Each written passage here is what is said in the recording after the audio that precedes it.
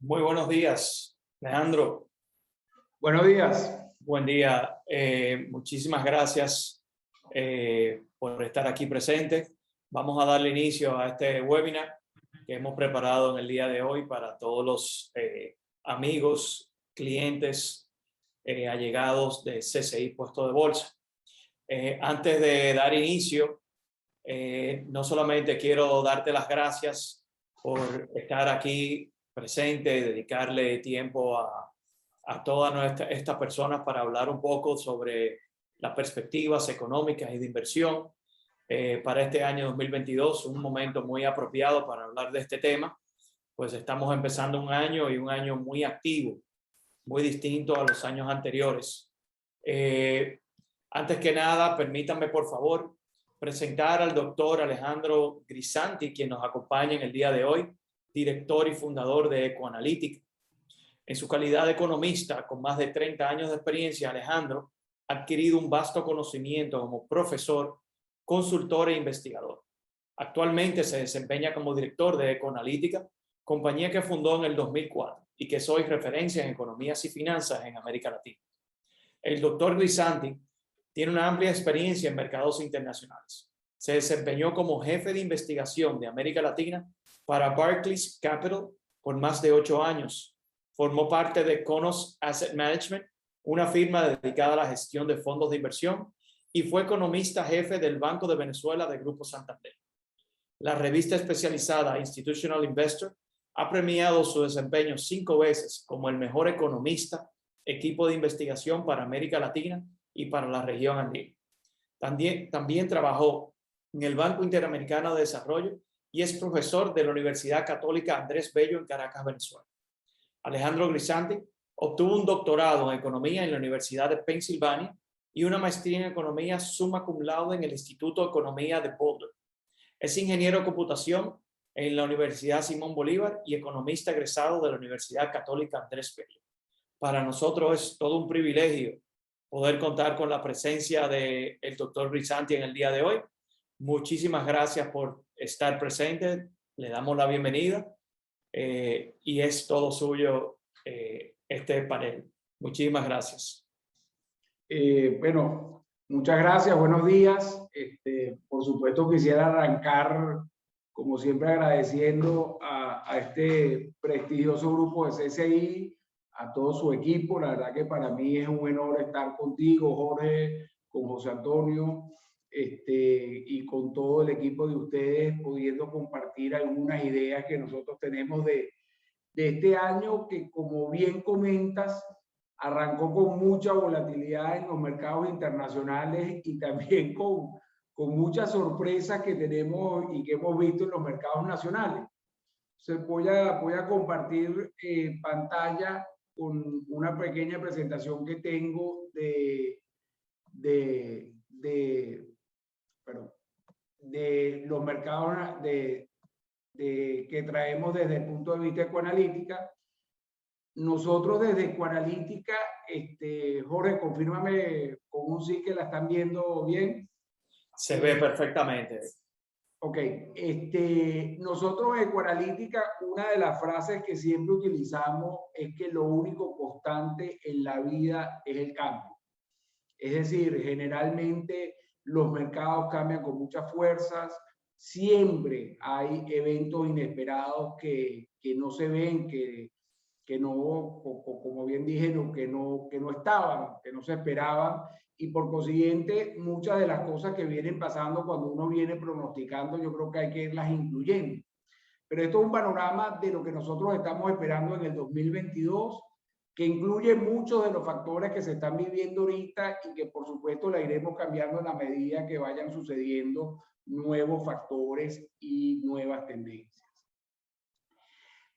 Y me gusta arrancar con un tema que para mí es fundamental, porque no todo lo que ocurre en República Dominicana se origina en República Dominicana. Yo creo que en el mundo hay como unas macro tendencias que nosotros tenemos que tomar mucho en cuenta para poder ver, para poder visualizar qué va a pasar en República Dominicana, cuál va a ser la respuesta del gobierno cuál va a ser la respuesta del Banco Central, al igual que cualquier otro país del mundo.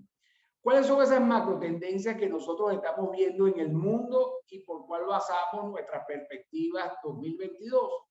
Nosotros vemos un mundo, no solo un país, con más inflación.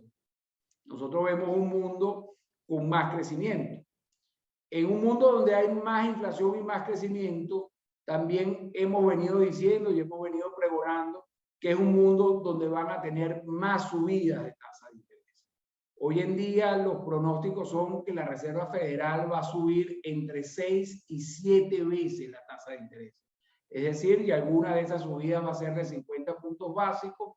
Ahorita el análisis se ha venido pegando mucho más cerca a lo que nosotros teníamos, es que la Reserva Federal, la tasa de referencia de la Reserva Federal podría cerrar en 2%, incluso ya hay analistas que están más cercanos al punto que nosotros habíamos comentado desde el año pasado, que la veíamos en 2,5. O sea, ya hablar de una tasa de interés en Estados Unidos de referencia de 2,5 o una inflación que está en 7,5 o por encima del 7, ya empieza a oírse de manera usual, de manera normal. Nosotros vemos, y lo tenemos a la derecha, un mundo con menos pandemia y por consiguiente con más turismo. Es decir, nosotros vemos de alguna manera, y esta es la primera vez que estamos viendo que podemos estar en una etapa de normalización desde el punto de vista de la pandemia. Nosotros siempre habíamos dicho que había que ser muy conservadores, ¿ok? Pronosticando el término de la pandemia. Nosotros sí vemos que con esta última variante de Ómicron pareciera que el mundo ha venido sellando, se ha venido ya consolidando, se ha venido tomando confianza. Yo creo que aquí hay que tener cuidado con eso, pero si vemos un mundo con menos pandemia y por supuesto un mundo con menos pandemia, un mundo con más turismo, y eso debería revitalizar toda la parte del sector turismo en República Dominicana. Vemos un mundo, si hay más crecimiento, también vemos un mundo entonces con menos desempleo. Si hay un mundo con más tasas de interés, es un mundo con mayor fortaleza del dólar y por ende mayor debilitamiento de las monedas, tanto latinoamericanas como del resto de las monedas del mundo. Es decir, debería haber un fortalecimiento del dólar, que es sinónimo de decir a un debilitamiento, una devaluación del euro. Deberíamos ver un fortalecimiento del dólar contra todas las monedas de América Latina, incluido, por supuesto, el peso dominicano, y que lo que hemos visto en este mes de febrero podría ser un factor más temporal, más de intervención del Banco Central, y que podría volver a su cauce de cara al segundo, tercero y cuarto trimestre del año. Vemos un mundo, desafortunadamente, y esto es algo que me tocó introducir ayer, vemos un mundo donde la probabilidad de guerra, incertidumbre y volatilidad es mayor. Estamos viendo toda la parte de conflicto que se está haciendo en Europa, con la declaración de independencia que hizo Putin sobre algunas de las provincias de Ucrania, la movilización de tropas supuestamente para garantizar la paz que está haciendo Rusia, y eso ha causado, por supuesto, un incremento importante de la probabilidad que pueda producirse, digamos, un conflicto armado en Europa del Este, y eso desde el punto de vista de implicaciones económicas, más allá de la tristeza, por supuesto, de pérdidas humanas que nos preocupa a la civilidad que puede tener el mundo, es la repercusión que tiene sobre el precio de las materias primas, y dentro del precio de las materias primas, yo creo que lo que más impacta a la economía, a nuestra economía, es el precio del petróleo. Nosotros vemos un mundo que va a tener mayores precios de materias primas en general, pero por supuesto precios petroleros más altos. El precio petrolero ha subido 26% en lo que va de año.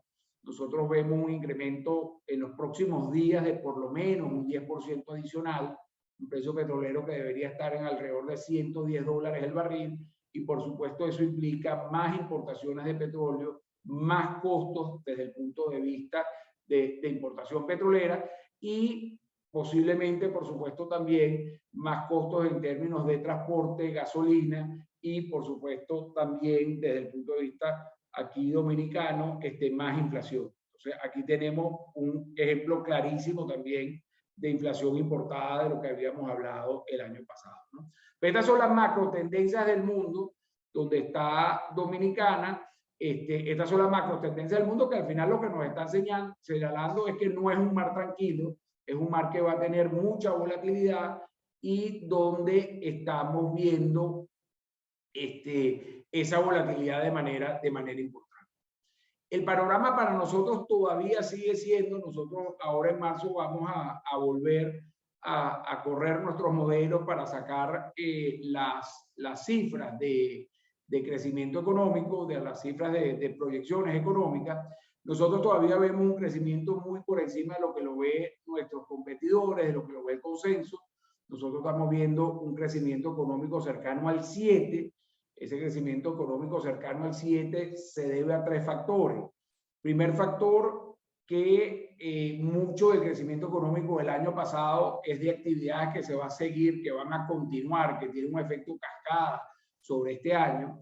Segundo factor es que todavía para poder llegar a lo que es el crecimiento de largo plazo, si bien es cierto que República Dominicana se está regresando y ya tiene mayor crecimiento, que los niveles previos a la pandemia todavía no ha llegado a su nivel de tendencia. Ese nivel de tendencia la debería llevar a crecer un poco más. Y por último, tienes también este efecto dinamizador que nosotros vemos que va a tener el gasto público, sobre todo el gasto de capital, que va a hacer que crezca un poco más de lo que tiene la tendencia.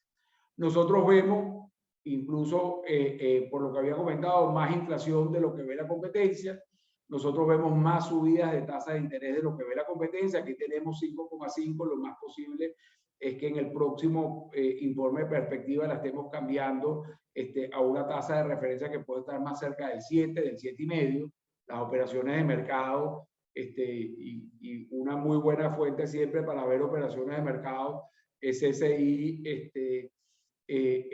la tenemos más cerca del 10, el 11%, y un déficit fiscal que lo vemos incrementándose por este proceso, y lo voy a explicar más adelante, de crecimiento de gasto de capital que lo vemos cerca del 3,6%, ¿no? Yo creo que aquí la variable principal, y la voy comentando de una vez, que hay que hacerle seguimiento durante todo el 2022 y el 2023, va a ser el tema del gasto fiscal, sobre todo el tema de gasto de capital, que es la que nos va a dar el entorno de poder entender y de poder tener una mejor proyección o una proyección más clara, más nítida, más transparente de cara al cierre de este año y el 2023. Yo con esta lámina sencillamente lo que busco es ejemplificar el efecto rebote. Esta es la lámina de crecimiento económico.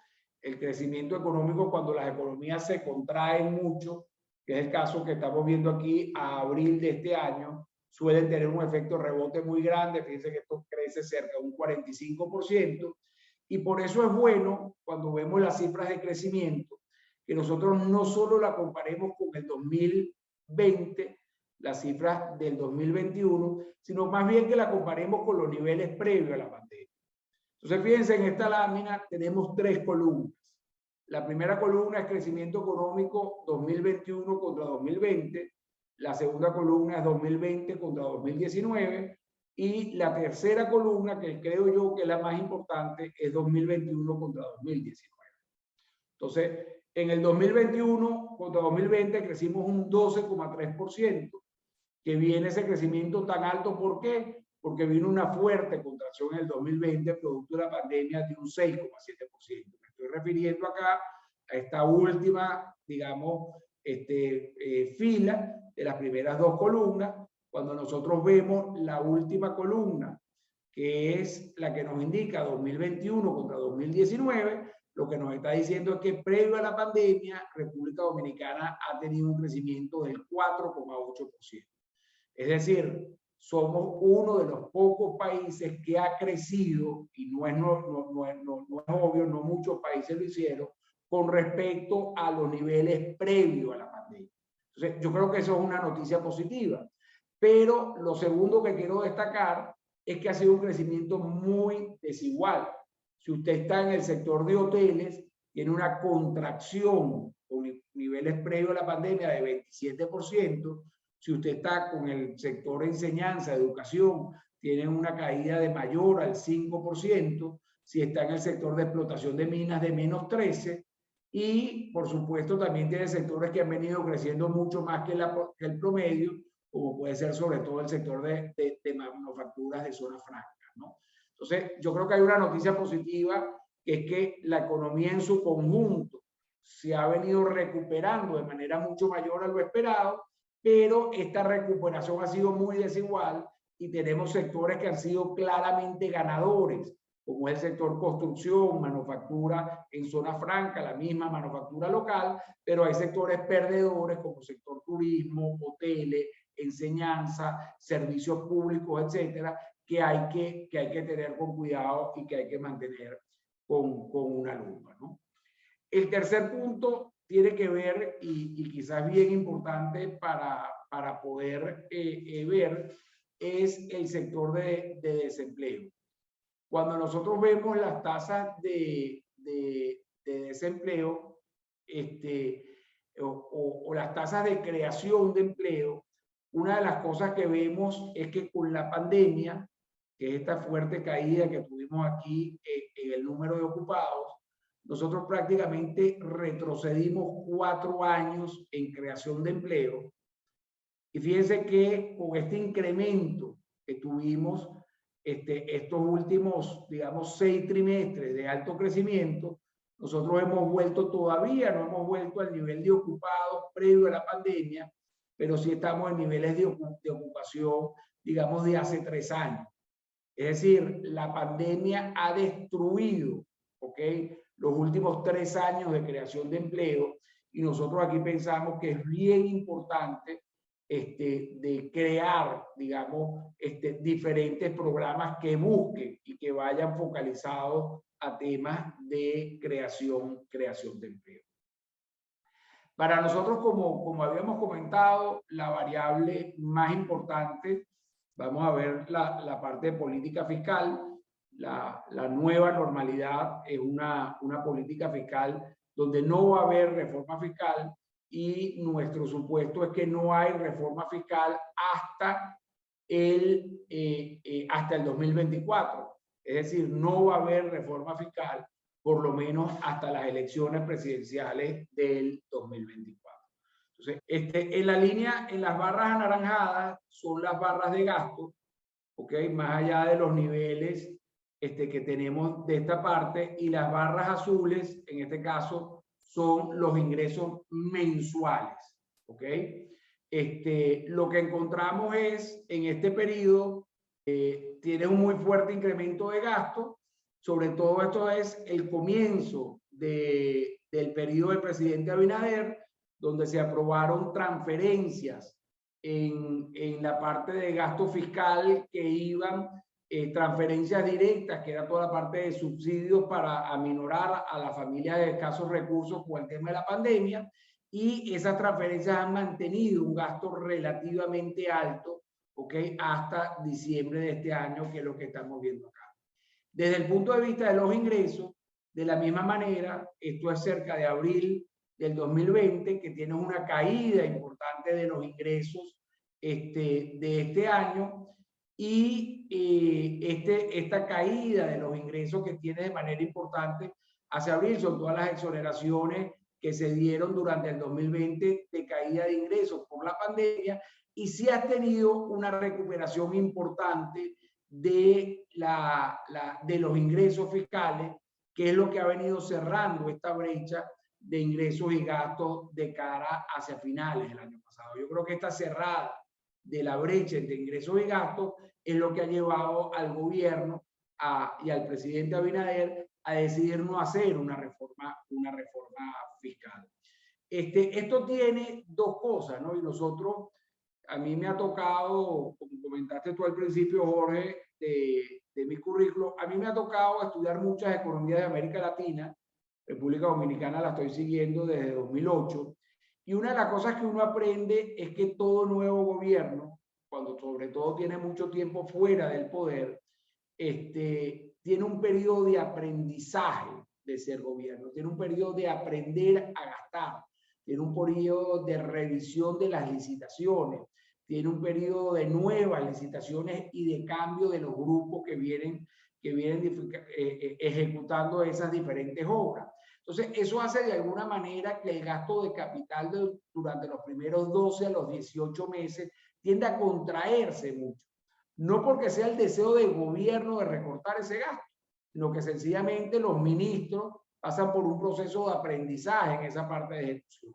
Esos 18 meses justamente se están cumpliendo ahorita en febrero, desde que el presidente Abinader entró en el poder, y nosotros lo que empezamos a ver desde noviembre del año pasado es que has tenido un incremento de ese gasto de manera importante, sobre todo el gasto de capital, y por eso lo que recomendamos y lo que vamos a estar viendo es un incremento, lo que esperamos es un incremento de ese gasto de capital mes a mes durante este año, y nos parece importante hacerle seguimiento muy de cerca a esa, porque más gasto de capital implica más crecimiento, y es lo que nos va a confirmar nuestra cifra de crecimiento de 6,9%, más gasto de capital va a implicar más demanda de importaciones, y vamos a ver un poco la parte cambiaria y de alguna manera más demanda de divisas para importaciones, por consiguiente un poco más de depreciación, más demanda de capital al mismo tiempo, más demanda, más gasto de capital también va a traer más presión de inflación, que es el otro, digamos, gran argumento que nosotros estamos viendo hacia este año, ¿no? Entonces, para nosotros la variable que hay que hacerle más seguimiento durante 2022 y buena parte del 2023 va a ser esta de gasto de capital. Esta es la misma gráfica en términos reales, ¿no? Esto tenemos aquí, la línea verde, es las líneas anuales de gasto que tenemos, y lo que vemos aquí, por ejemplo, es el fuerte incremento de gasto del 2020, que es esta línea verde que está aquí.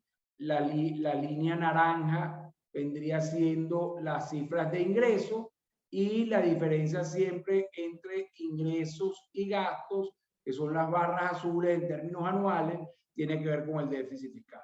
Nosotros tenemos en República Dominicana un déficit fiscal estructural. Fíjense que el único año que no tuvimos un déficit fiscal importante fue el 2014. De resto tenemos un déficit fiscal bastante importante, de cerca del 3%, que es lo que ha invitado a una reforma fiscal que ya la vemos más de cara al 2024 que en cualquier otro momento. Estos son los gráficos de deuda. Las barras son los diferentes tipos de deuda. La línea importante para nosotros aquí es la línea anaranjada, que apunta a un muy fuerte incremento de deuda de cara al 2020, y el 2021 con el alto crecimiento suele reducirse. Esto es deuda sobre PIB, ¿ok? Que baja a niveles de 66% sobre el PIB. En la parte del sector externo hay fragilidades en el futuro cercano. Fíjense acá, barras azules, importaciones, vienen creciendo de manera acelerada. Barras anaranjadas, exportaciones, vienen más bien prácticamente estancadas desde agosto, septiembre del 2020, con muy bajo crecimiento. Las importaciones, en la medida que el precio petrolero suba, vamos a tener y vamos a ver que van a seguir incrementándose. Y esto lo comento de nuevo y lo vamos a ir aterrizando, porque eso representa al final más demanda de divisas. Inversiones extranjeras de manera muy estable. Yo creo que esto es uno de los grandes activos que nosotros tenemos en República Dominicana, que es una inversión extranjera estable, que se mantiene y que financia ese déficit en cuenta comercial. Tenemos una llegada de turistas que por fin en el último trimestre del año pasado sobrepasó el nivel de turistas que teníamos en el 2019, y que en la medida que tengamos un mundo con menos pandemia, vamos a tener un mundo con más turistas, y que deberíamos tener una recuperación de ese sector en el 2022. Y también vemos nosotros, y la primera cifra de enero del 2022 lo confirma, es un mundo con menos remesas. La medida que se vaya el estímulo fiscal de los Estados Unidos, que es el principal país que tiene a nuestros dominicanos, que son los principales enviadores de remesas, nosotros esperamos que estas remesas vayan bajando de manera cerca de un 10-12% de cara a este 2022. Entonces, ¿qué quiero decir con esto del sector externo y cómo se come esto? Bueno, estamos viendo más importaciones, estamos viendo un sector exportador relativamente, no diría estancado, pero con menor crecimiento. Estamos viendo menos remesas, estamos viendo subida de tasas de interés y por consiguiente más afluencia de capitales hacia Estados Unidos. Eso al final significa más demanda de divisas, menos oferta de divisas. Entonces, a pesar que estamos en una coyuntura muy especial estas últimas 3 semanas, esa situación pareciera, por lo menos desde el punto de vista de nosotros, que no es sostenible, digamos, de cara al segundo, tercero y cuarto trimestre de este año. En cuanto a inflación, ¿qué ha pasado? ¿No? Y aquí en vez de, me gustaría ir y venir en varias de las partes. Fíjense que el tema de inflación es un problema mundial en términos en inflación. Fíjense que el primer país que empieza a tener de esta muestra de 6 países, y a mí me gusta y lo repito, yo creo que República Dominicana tiene que empezar a compararse con el resto de la región, no es dejar a un lado Centroamérica para creer que ahorita son Suramérica. Yo creo que es importante compararse con la región completa. Y los países que vienen trabajando mejor sus bancos centrales no son los países centroamericanos. Los bancos centrales que vienen mejor desarrollados, con mejores respuestas de política, son los bancos centrales que tenemos en esta cuesta. Entonces, ¿qué ha venido pasando en estos bancos centrales con inflación? Fíjense que el primer país que sufre un incremento de inflación es República Dominicana. República Dominicana hasta junio del 2021 tuvo un incremento muy fuerte de inflación. La inflación más bien se ha moderado, ha quedado en esos niveles, pero no es una inflación que ha venido subiendo. La segunda es Brasil, la tercera es México, la cuarta es Chile, la quinta es, está entre Colombia y Perú. Fíjense cómo ha sido la respuesta de la tasa de interés de política monetaria. Si uno saca que el primero fue Dominicana, fíjense que todo el resto han venido respondiendo a los incrementos de inflación. Fíjense que Brasil vino respondiendo de manera muy rápida, siendo el segundo país que tuvo vamos a sacar, digamos, del tema dominicano, pero Brasil, que fue el primer país que tuvo un incremento fuerte de inflación, fue el primer país que respondió con incremento de tasa de interés. El segundo país fue México. México vino respondiendo con incremento de tasa de interés. El tercer país fue Perú. Perú vino respondiendo con tasa de interés. Y esta gráfica fue una de las que nos permitió a nosotros durante buena parte del segundo semestre del año pasado el poder predecir que República Dominicana venía con un incremento de tasa de interés. Ese incremento de tasa de interés quizás no lo veíamos con la agresividad que ha venido sucediendo, sobre todo ahorita en febrero de este año, pero sí veníamos que era imposible que se escapara, digamos, de este ejemplo, digamos, cuando uno ve estos crecimientos de inflación y estas respuestas de política, que se pudiera escapar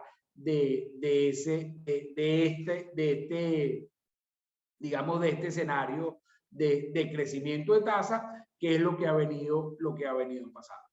Fíjense que otro de los puntos importantes aquí es que la inflación subyacente, esto es lo más cerca de poder decir la inflación que no es importada, ¿ok? Porque siempre durante el año pasado nos decían que la inflación era importada, que era inflación por los contenedores, que era inflación, digamos, que no dependía de ustedes. Por ejemplo, el precio del petróleo es una inflación importada, una inflación que no depende que no depende de nosotros en República Dominicana. Esta inflación subyacente viene creciendo de manera con mucha fuerza y viene creciendo no hoy, sino que viene creciendo desde marzo del año pasado, como lo refleja la línea azul. Entonces, aquí voy a hacer un paréntesis, porque aquí hay dos alternativas de política. Aquí hay dos alternativas de política de decir, bueno, mira, reaccionamos un poco tarde.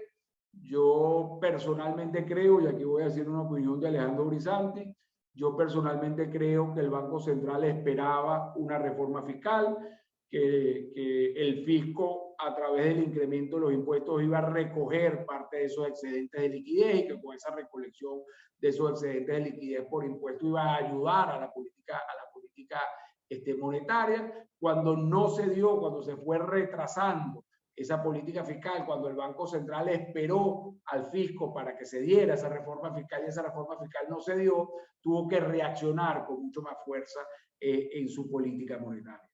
Yo creo que, y me atrevo a hacer una recomendación, yo creo que aquí lo más, con todos los factores que hay en la parte del mundo, con toda la inflación que está teniendo en el mundo, yo creo que aquí lo más sensato es buscar posponer un poco esa convergencia de la inflación a los niveles, digamos, a los rangos meta, que son entre 3 y 5%, más de cara hacia el 2023. El intentar y el buscar que esa inflación converja de cara al segundo semestre de este año, debería llevar al Banco Central a subir aún más la tasa de interés que está en sus operaciones de política monetaria actualmente y, por supuesto, la tasa de referencia de política. Es decir, nosotros ahí sí podríamos ver una tasa de interés si el Banco Central se ve con la tarea, con el objetivo de a cualquier costo cerrar esa inflación en el nivel meta este año, nosotros podríamos ver una tasa de interés que podría subir entre 300 y 400 puntos base, la tasa de interés que vimos en la última subasta de política. Con esto, y quiero volver a ser muy específico, no lo vemos lo deseable, no es que estoy diciendo que es lo que va a pasar, ¿ok? Ni es lo que estoy recomendando. Nosotros vemos preferible que se posponga un poco el objetivo de inflación y que no sea tan drástica la parte de subida de tasa. Sin embargo, si el Banco Central se llegase, y es muy hipotético, a decir hay que llevar a esta inflación a todo costo a niveles que cierren hacia el segundo semestre del año en el nivel meta, bueno, en ese escenario, nosotros vamos a volver a correr nuestros modelos, pero yo pensaría que habría que subir todavía un poco más la tasa, digamos, de las operaciones de política monetaria. En el tema cambiario, como lo hemos venido diciendo, nosotros no creemos que se deba utilizar el tipo de cambio como anclaje para la política inflacionaria. Nosotros lo que vemos son dos cosas. Ha habido un gran proceso de estabilidad cambiaria, estamos otra vez en un periodo de apreciación cambiaria con esta subida tan abrupta y este drenaje de liquidez, esta sequía de liquidez de peso que ha impuesto el Banco Central. Nosotros la vemos como relativamente temporal y no recomendamos, de nuevo, vuelvo a decir, que el Banco Central se empeñe en ese tipo de política. Nosotros en Ecoanalítica hemos hecho dos modelos de tipo de cambio, un modelo de tipo de cambio multilateral, que es el modelo de la línea anaranjada. Ese modelo de tipo de cambio multilateral nos proyectaba a agosto, no lo hemos podido actualizar porque no tenemos las importaciones y exportaciones por países del último trimestre del año.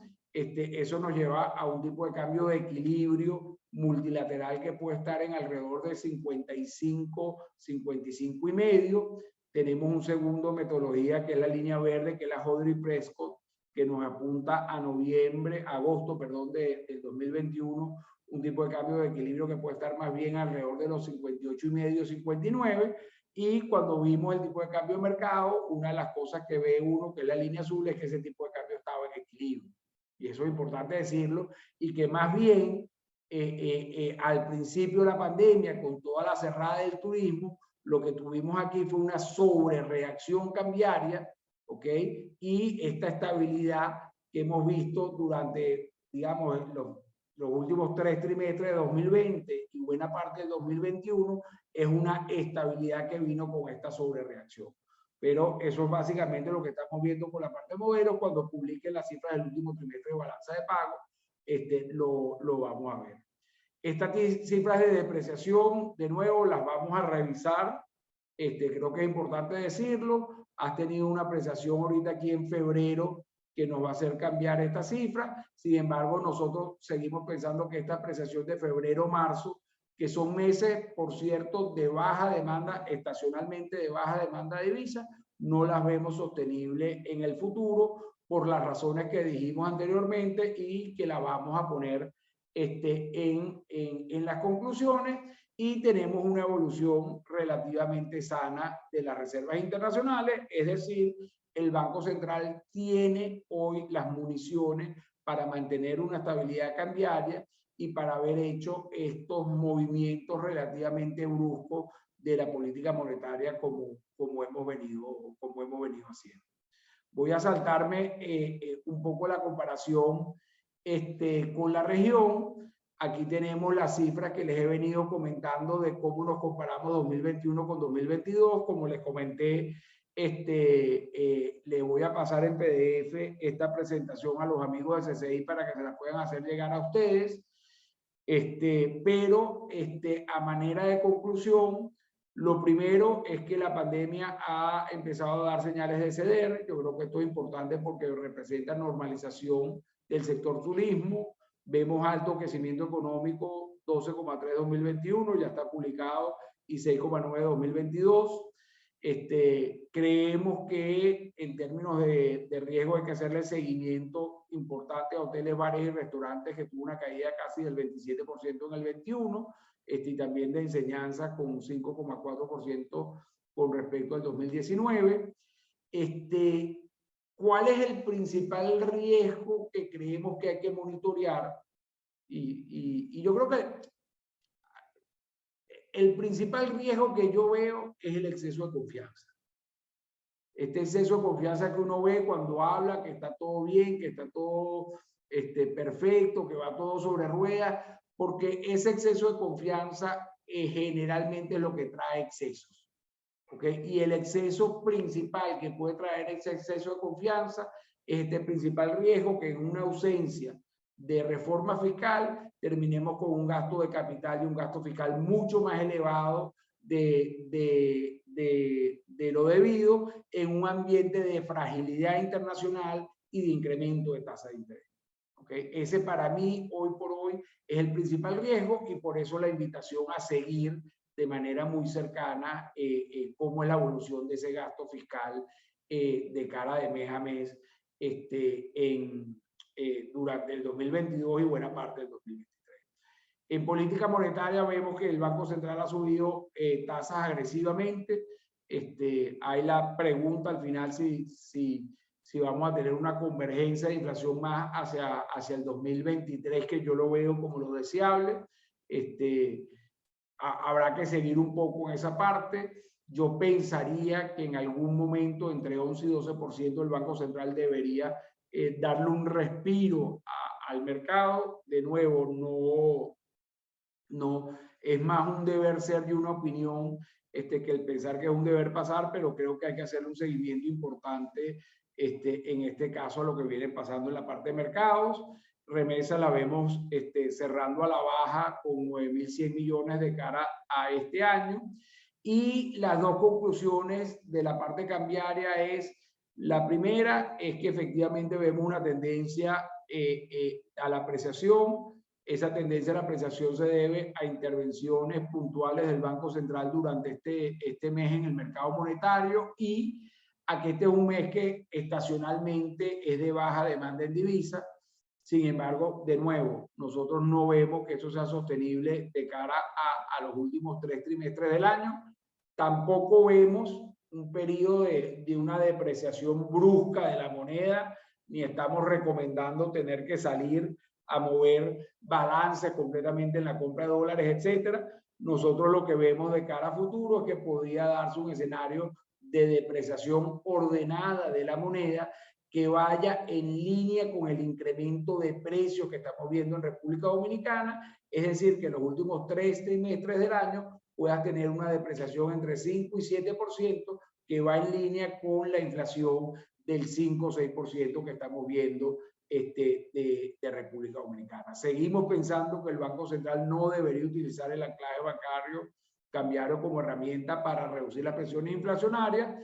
Y de nuevo, República Dominicana, y es justo decirlo, se mantiene como uno de los principales destinos de inversión favoritos, tanto de inversión extranjera directa como también, si lo ven en la mayoría de las bancas de inversión, sigue siendo el país que mantiene los mayores sobrepesos, en inglés son overweights, o las mejores recomendaciones de los bancos de inversión en cuanto a su deuda externa. Muchísimas gracias por tu exposición, y quisiéramos dar un espacio ahora para algunas preguntas que tenemos del público y que yo personalmente también tengo acá.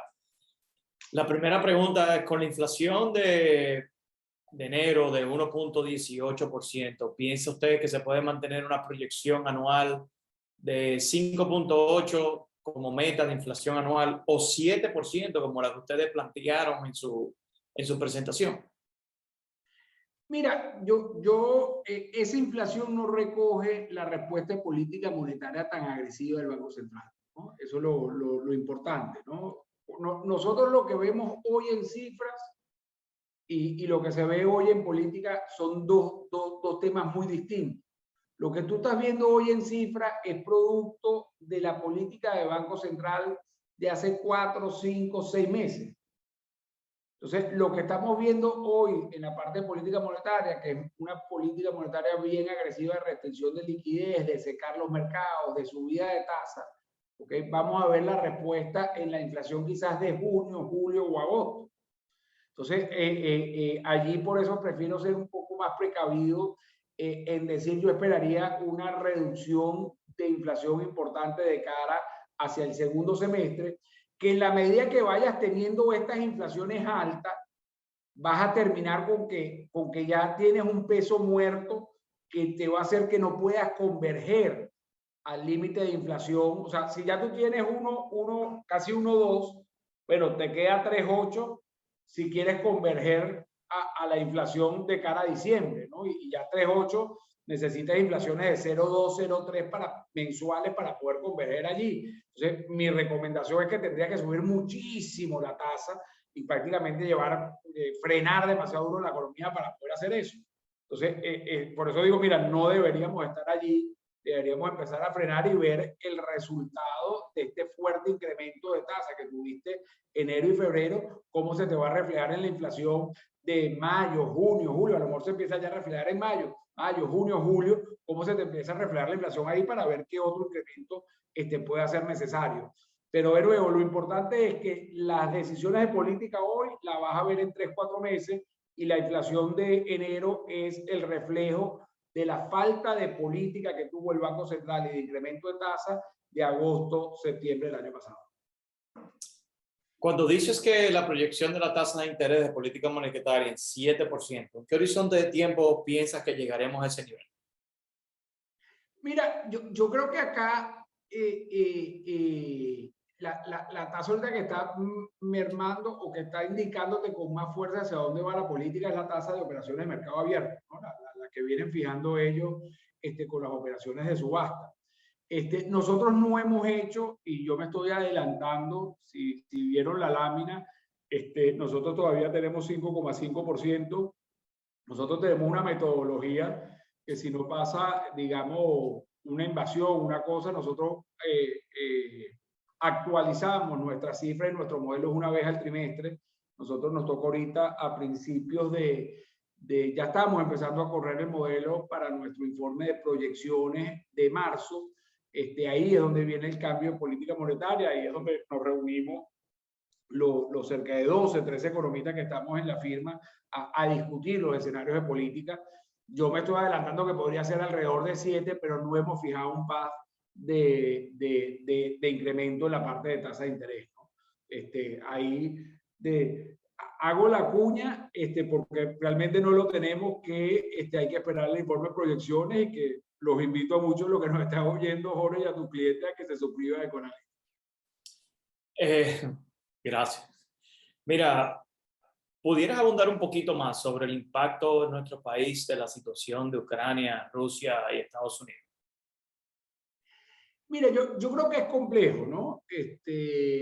Porque al final uno no ve bien las posibilidades, o sea, hasta dónde puede ser la escalada de ese conflicto. Hay analistas que están hablando de una tercera guerra mundial. Yo no lo veo un poco hasta allá. Es difícil ver si esto es la anexión de dos provincias adicionales, como ocurrió en el 2014 con Crimea, o si realmente el presidente Putin va a llegar mucho más a la anexión completa de toda la parte de Ucrania, ¿no?